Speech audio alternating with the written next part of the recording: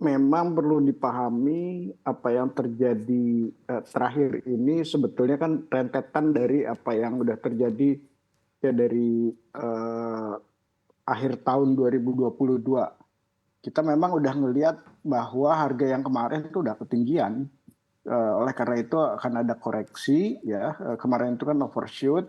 Jadi yang terjadi dalam 12 hari terakhir yaitu bagian dari proses koreksi. Ya kita tahu dari sisi supply import Cina dari Rusia tuh Australia itu udah mulai jalan lagi ya. Data terakhir saya cek udah 15 juta masuk. Sebelumnya ini kan jadi sentimen positif ya yang mendorong harga. Nah sekarang supply dari Australia pelan-pelan masuk dan memang tahun ini ada peningkatan produksi ya, Indonesia, Australia. Jadi produksi meningkat ya di domestik Cina juga demikian. Ya sementara permintaan dari Eropa tuh udah mulai turun ya. Mhm. Tahun 2021, 22 itu sekitaran 50 juta ton. Terakhir ini udah turun karena mereka udah pakai LNG ya. Kemudian juga dari Cina ya, ya ini juga agak gampang karena domestik ekonominya sebetulnya kalau dilihat dari consumer confidence itu meningkat ya. Artinya memang ada ekspektasi yang positif dari masyarakatnya terhadap perekonomian ke depan. Cuma dari PMI-nya, Purchasing Manager Index itu turun, ya udah di bawah 50 juga, Mhm. yang artinya memang ya sektor industrinya, manufaktur, terutama yang orientasi ekspor ini under pressure juga karena resesi di US gitu ya. Cina kan banyak ekspor ke US. Jadi ya kondisi ini yang kemudian saya pikir yang membuat harga ini terkoreksi. Mhm. Itu berarti berbagai macam faktor yang bisa mendukung dari tekanan atau koreksi yang terjadi. Dan Anda mengatakan bahwa ini masih cukup wajar, Pak Deddy, koreksi atau tekanan yang terjadi ini. Apakah sudah mulai batu bara itu menuju ke nilai wajar atau angka nilai equilibrium yang akan ditempuh untuk harga komoditas batu bara? Ya, kita sedang dalam proses ya menuju equilibrium baru. Jadi memang ke depan itu kita proyeksikan akan turun terus ya.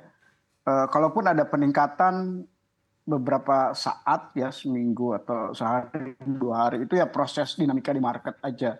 Tapi secara fundamental ini akan turun terus ya. Ya kemungkinan besar ke levelan 100 ya atau bahkan mungkin bisa sampai 90-an gitu. Mhm. Nah, kita Mhm. sebetulnya sedang menuju ke sana.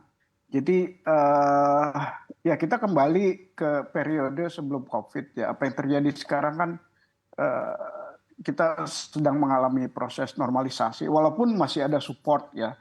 seperti perang Rusia Ukraina saya pikir itu jadi support untuk ya harga tetap tinggi gitu ya. Mhm. Mhm. Cuma kalau dilihat terakhir juga sebetulnya perang Rusia Ukraina kan makin terlokalisir ya.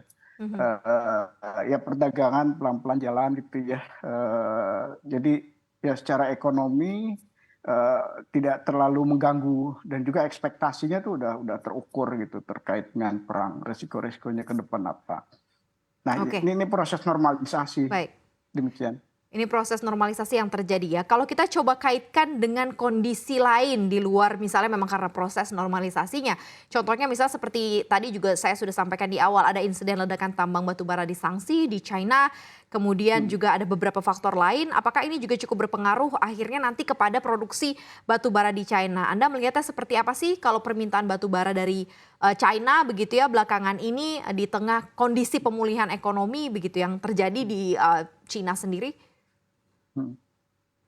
Sebetulnya Cina ada peningkatan yang signifikan dari Mhm. permintaannya ya. Tahun ini importnya tuh udah 175 juta ton.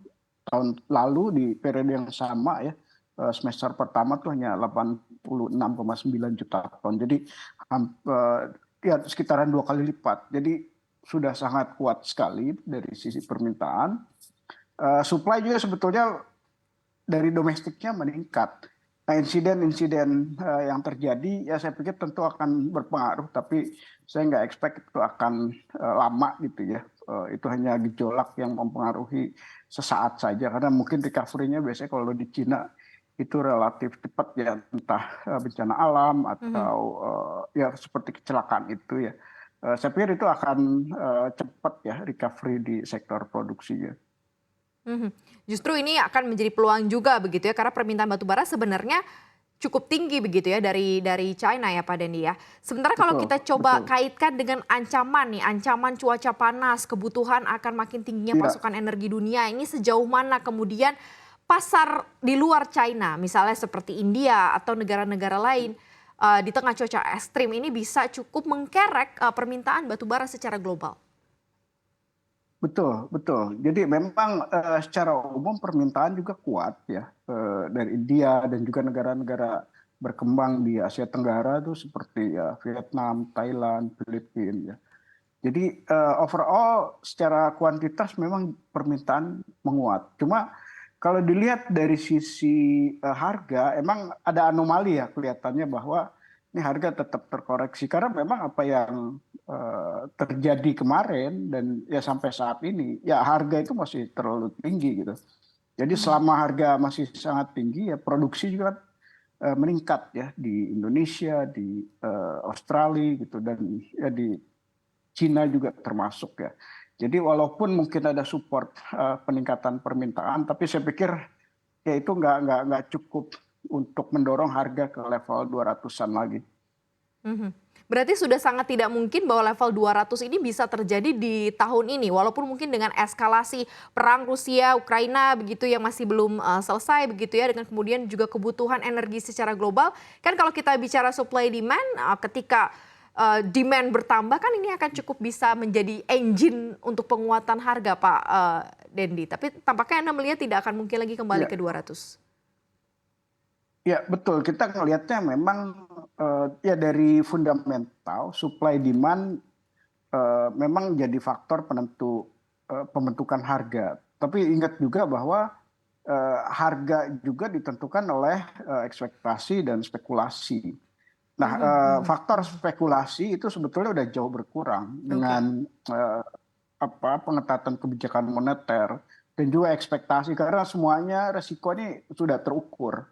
Perang walaupun masih ada, tapi orang udah bisa ngukur resikonya karena kayaknya nggak akan ada eskalasi gitu ya, nggak terlalu diperhitungkan lagi akan sangat berpengaruh.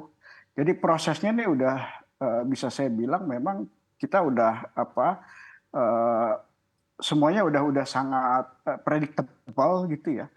Ya tinggal faktor demand supply-nya ini. Jadi Mhm, koreksinya ini sebetulnya yang terjadi sekarang yaitu dari penghilangan faktor-faktor uncertainty ya dan mhm. juga spekulasi. Jadi kita kembali ke fundamental price yang saya pikir ya kalau ngacu ke sebelum COVID dulu kan sekitaran 70 tuh udah bagus ya, Mhm. 80 udah bagus sekali ya. Sekarang dengan faktor eh, cost of production yang meningkat.